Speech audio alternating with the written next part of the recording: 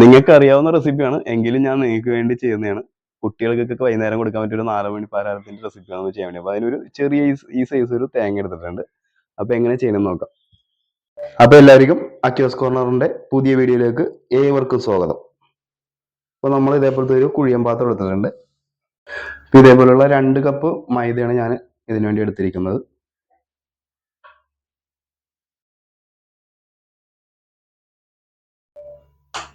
ഒരു മുട്ട പൊട്ടിച്ച് വയ്ക്കുക.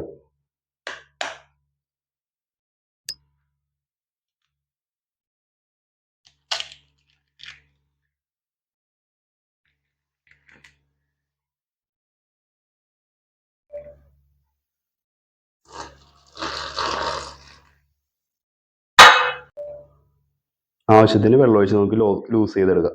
ഒരു ദോശയുടെയൊക്കെ പരുവുണ്ടല്ലോ, ആ പരുവത്തിലേക്ക് ആക്കി എടുക്കണം. നമുക്ക് ആ മുട്ടയും എല്ലാം കൂടി ഒന്ന് നല്ലപോലെ ഒന്ന് യോജിപ്പിച്ചെടുക്കണം.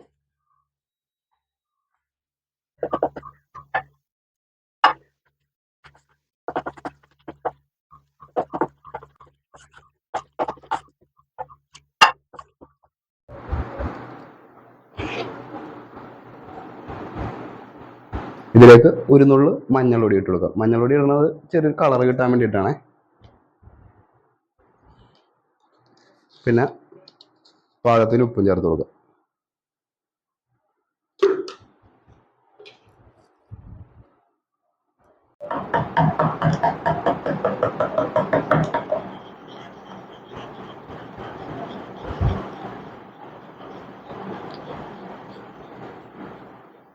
ഇതിലേക്ക് 2 സ്പൂൺ പഞ്ചസാര ചേർത്ത് കൊടുക്കുന്നുണ്ട് മധുരത്തിന് വേണ്ടിയിട്ട്.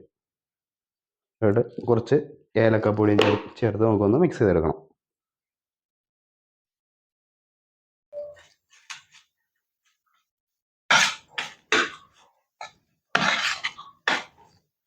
മധുരമൊക്കെ ഓരോരുത്തരുടെ ആവശ്യത്തിന് എടുക്കുക കേട്ടോ. ഞങ്ങളിവിടെ അധികം മധുരം ഉപയോഗിക്കാത്ത ആൾക്കാരായതാണ് കുറച്ച് മധുരം ചേർത്തേക്കണത്.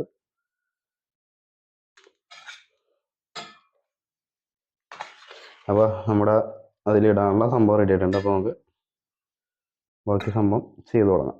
ഓക്കെ, പാൻ ചൂടായി വരുമ്പോഴത്തേക്കും ഓരോ കയ്യിൽ വെച്ചിട്ട് എണ്ണ ഒഴിച്ച് ഒന്ന് നൈസായിട്ടൊന്ന് പരത്തി കൊടുക്കുക. അധികം കട്ടി വേണ്ട, നേരിയ രീതിയിൽ നമുക്ക് ഇട്ടാൽ മതി.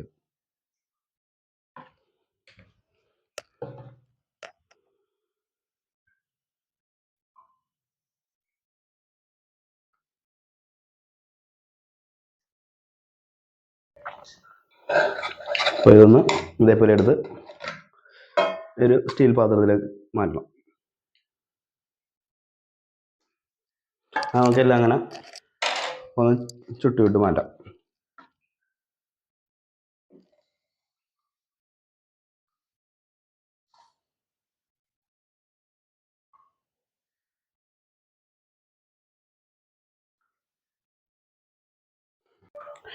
ഇതിലേക്ക് ആ തേങ്ങയും പഞ്ചസാരയും കൂടി മിക്സ് ചെയ്തത് കുറേശ്ശെ എടുത്ത് വെച്ചിട്ട് ഒന്ന്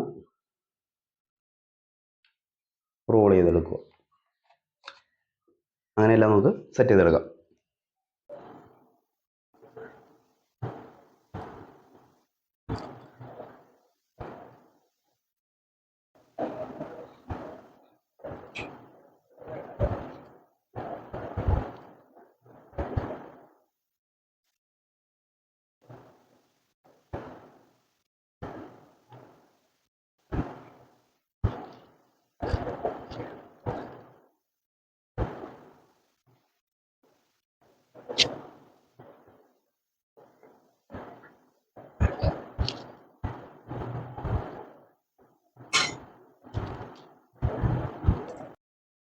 അപ്പോൾ എണ്ണയില്ലാതെ എടുക്കുകയാണെങ്കിൽ ഇതേപോലെ നല്ല ഫ്രീ ആയിട്ട് തന്നെ കിട്ടും. എണ്ണയുടെ ആവശ്യമില്ല നമുക്ക്, എണ്ണയിലാണ് നമ്മളിത് ചെയ്യണത്.